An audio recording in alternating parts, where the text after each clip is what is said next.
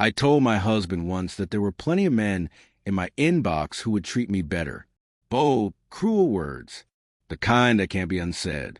And now he's gone, and I'm left staring at the emptiness I created. My name's Lexi, I'm 35, and this is a story of how I managed to burn down my marriage with nothing more than my own mouth. Julian and I crossed paths 6 years ago at a restaurant where I worked tables.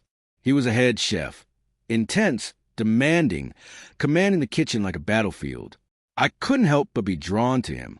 There was something magnetic about the way he took charge, the fire in his eyes when he was in the middle of the dinner rush.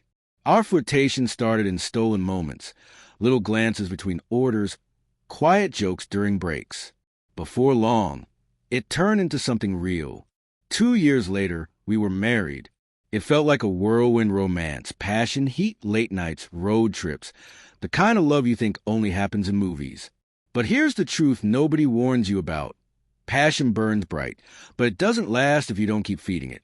At first, we were unstoppable. Then came life. Bills, stress, exhaustion.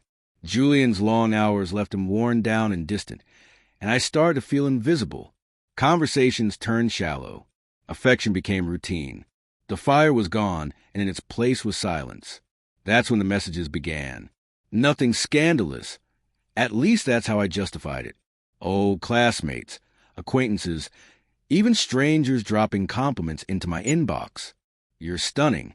Wish I had someone like you. Simple words. But when you already feel unseen at home, they start to matter too much. I told myself it was harmless. Just harmless attention. But the truth? I was feeding on it like a starving person. Julian noticed. Of course he did. The way I smiled at my phone, the late-night notifications, the way I turned my screen face down when he walked into the room. He never accused me outright, but the tension built between us. Every argument about laundry or groceries carried an undercurrent of something heavier neither of us wanted to admit. And then came the night everything collapsed. We were supposed to go to a barbecue. I was ready, makeup, dress, waiting by the door. He came home late, sweaty, bone-tired, barely looking at me before muttering about needing a shower. I snapped, "You know what, Julian? My inbox is full of men who would treat me better than this." I didn't plan it. I didn't mean it.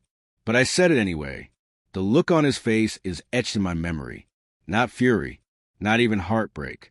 Just emptiness. He stood there for a moment, quiet, as though weighing something.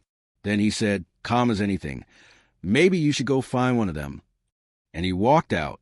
I thought he'd come back. He always did after our messy fights. But this time, the silence stretched. Hours turned into days. Days into weeks. His things were still in the apartment, but he was gone. No calls. No replies. It was as if he'd just erased me. Meanwhile, my inbox was still buzzing, full of empty flattery that suddenly meant nothing, because none of them were him. None of them knew the way he liked his coffee, or how he hummed under his breath while chopping herbs, or the way his eyes crinkled when he laughed at his own terrible puns. Compliments from strangers couldn't fill the space he left behind. Then one day I saw him again. I was in the grocery store, hair tied up, wearing the hoodie I cried myself to sleep in the night before. He was standing in the frozen aisle with a woman. She wasn't even dressed up, no makeup, just a natural glow. They weren't touching, but the ease between them said more than any gesture could. He laughed at something she said. I hadn't heard that laugh in months. Our eyes met. He didn't look angry or sad, just polite, detached, like I was nobody. He gave me a small nod, the kind you give to a stranger passing by. And in that moment, I knew I wasn't his person anymore. I went home and broke down harder than ever, not because he had someone else, but because I'd given him away with my own arrogance. I should have told him what I really felt, that I missed us, that I was scared we were slipping away, that I felt unseen. Instead, I threw knives made of words. People always talk about betrayal in terms of affairs or secrets. But sometimes the cruelest betrayal is the one you unleash with your tongue. Now, it's just me in our apartment. His toothbrush still by the sink. His favorite mug still in the cupboard. And my regret sitting heavier than all of it. The men in my inbox, they're still there, but none of them will ever be him. And the one person I want to hear from is the one who never will again. Because sometimes the most permanent damage comes from the words you said in anger, the ones you'll never be able to take back.